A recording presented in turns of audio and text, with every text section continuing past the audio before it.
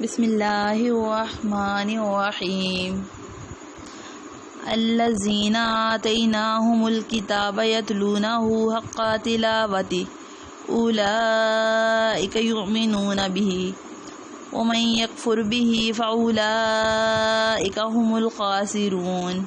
جن لوگوں کو ہم نے کتاب دی جبکہ وہ اس کی تلاوت اس طرح کرتے ہوں جیسا کہ اس کی تلاوت کا حق ہے، تو وہ لوگ ہی اس پر ایمان رکھتے ہیں، اور جو اس کا انکار کرتے ہوں تو ایسے لوگ ہی نقصان اٹھانے والے ہیں۔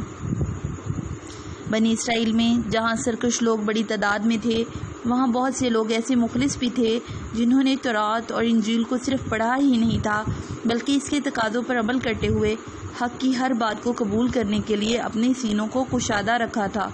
چنانچہ جب ان کو حضرت صلی اللہ علیہ وسلم کی دعوت پہنچی تو انہوں نے کسی عناد کے بغیر اسے قبول کیا۔ اس آیت میں ان حضرات کی تعریف کی گئی ہے اور سبق یہ دیا گیا ہے، کسی آسمانی کتاب کی تلاوت کا حق یہ ہے کہ اس کے تمام احکام کو دل سے مان کر ان کی تعمیل کی جائے۔ در حقیقت تورات پر ایمان رکھنے والے وہی ہیں جو اس کے